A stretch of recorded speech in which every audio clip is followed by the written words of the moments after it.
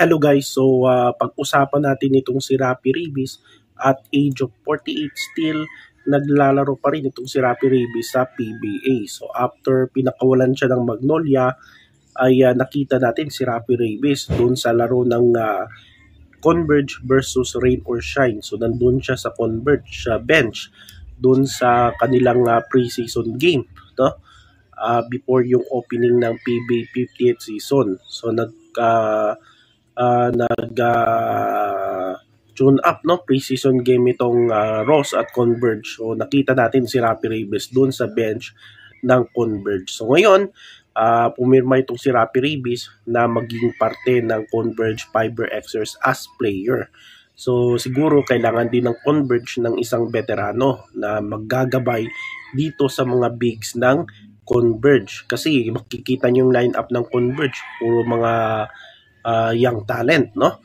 So kailangan siguro ng serbisyo ni Raffy Reyes na bilang isang veterano at isa pa may experience na sa PBA championship. So itong si Raffy Reyes,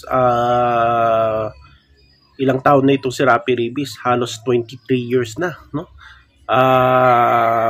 Halos maging kalahati na ng malapit na sa kalahati kasi 50 years na itong PBA at 23 years, halos 23 years na naglalaro si Raffy Reyes sa PBA. So makikita natin bakit si Raffy Reyes still play pa rin sa PBA dahil makikita mo, no, na itong si Raffy Reyes still fit, no? Halos wala kang makitang injury. So meron siyang mga injury in the past yung sa Coca-Cola days niya. Pero makikita mo wala talaga, no? Still healthy pa rin itong si Raffy Reyes at kaya makikipagsabayan sa mga batang players. So parang din itong si Asi Taulaba.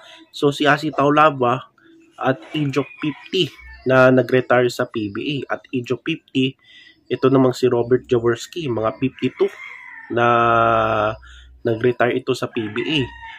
Kasi playing coach itong si Jawo, no? Lalo na dyan sa Ginebra. So itong si Asi Taulaba, kahit nasa 40s na, malakas pa rin, kaya makikipagsabayan, no?